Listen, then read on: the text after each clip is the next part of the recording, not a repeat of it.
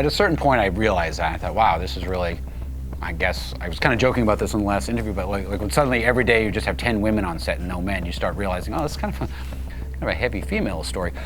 But not really. I mean, I didn't work with her like, oh, what would a girl do? What would a girl do? You know, what would a woman do? What would you do? I mean, I wrote the script and that was kind of that. I mean, I don't know, I don't really write it thinking, oh, this would be a girl role, this would be, I mean, I just write it as a person and they take over from there. Because there's very little, I think, in the movie where you couldn't have had a guy play the same role. You know, because but I do like the fact that all the strong lead characters are all women. The guys are all sort of secondary meat in the background, which is pretty rare, I guess, for horror movies. It's usually the other way around. On the rare occasion, a special child appears. Is everything all right? No. I mean, it was funny. We'd be on set shooting, and people would be looking in the monitors and go, this is why you still use film. Like, even they didn't even know. The people, the actors, they thought like, oh, this is so cool, it's a film. But yeah, no, I mean, the film, but the look I want, the vibe I was trying to get was just those older films where I felt like, now everyone thinks like, oh, this is a horror movie, this is the way they're supposed to play out. But I feel like in the 70s, whether it was,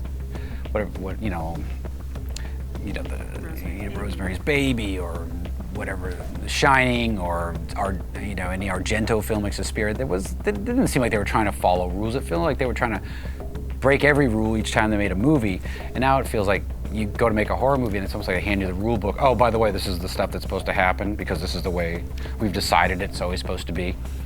And what I like about those movies, it always seemed like everybody was just trying to do something completely different than everybody else all the time, and that was the whole point, to be different.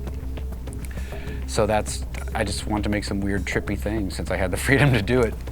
Well, that was the deal. I mean, that was essentially the entire enticement of the deal. Is they came to us and they were like, it's a low-budget movie, but the only thing we can entice you with, since we can't entice you with money, is 100% freedom.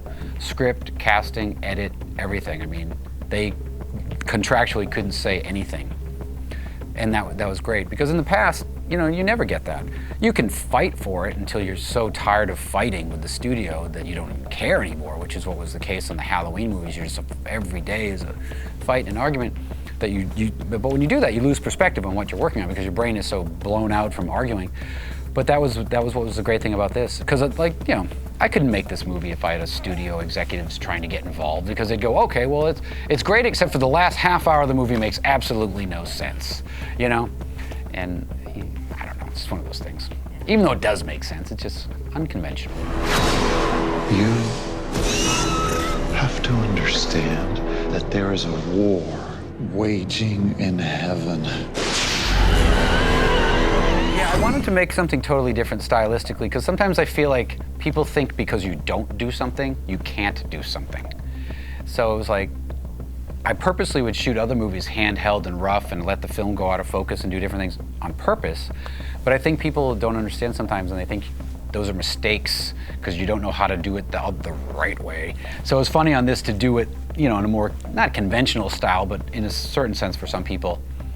And that was kind of funny to see their reaction. But it also, the main thing was it suited the story. Doing this in that other style wouldn't have fit the story. It needed to take the thing was, the apartment building and the hallways and all that were characters in themselves, so I needed to find a way to take a hallway and make a big deal out of it. And if I shot it all rough and gritty, it wouldn't be. It would just be a dirty little hallway, but suddenly it had to be this big operatic, crazy thing just when she's walking down the hall. Well, I mean, now the music will take over for a while because I have, a tour starting in the summer, and that'll go for a while. But the script for the next film is already done, so that'll, we're in the process of getting that going. So I don't know when I'll actually start that. Now it's the hell of conflicting dates of trying to find time to do things. But the next thing will be very different. It's really different actually. So, I mean, I don't think I'll be making any more horror movies. And I never say never, but my plan for the next bunch of movies, none of them are, not even remotely. So it's time to do different things. Well, I don't really ever look at the stuff. I mean, I probably haven't watched House of a Thousand Corpses since it came out, so I haven't seen it in 10 years. Like, I'll catch a piece of it here or there on something, but I don't watch it, so I don't even really remember. I mean, to me, it's like, it almost becomes like, you don't go back and stare at your high school yearbook photo thinking, gee, did my hair look good back then? Or, you know, it's just, I did it, it's done, I move on to the next thing. And, you know, as a filmmaker, I think for a lot of, you just see the flaws, or you just see the things you didn't do or the things you wanted to do. So you make it, you move on to the next one, you try to get it better that time, move on to the next one. That's the way I always do things, think about things. But someday I'll go back and look at things and probably feel all right about it. But that is a movie that could only have been made by somebody who was that naive to the process of making a movie, I think. I couldn't make that movie now. It's like I know too much now to make a movie that wacky.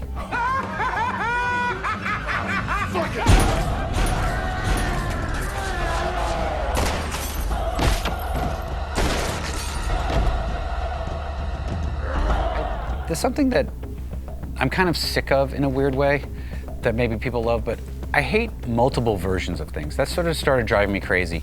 I like, how about, here's the movie and this is it. We're done. I don't want, you know. But what was happening, the MPAA was cracking down so hard on things that you always felt like when you got to the director's cut, that would be the real movie. But then you have the unrated cut, the rated cut, and it just starts getting so confusing.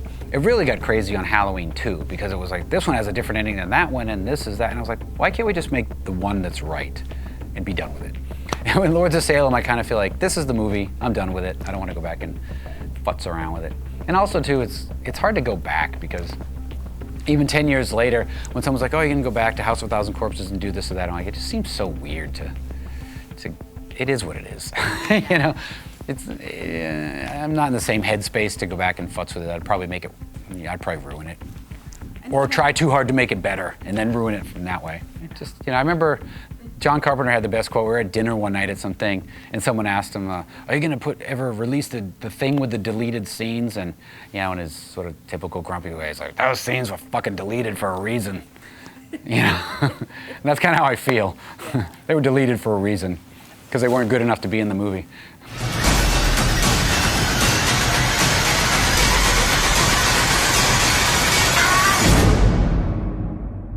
God does not spare angels when they sin.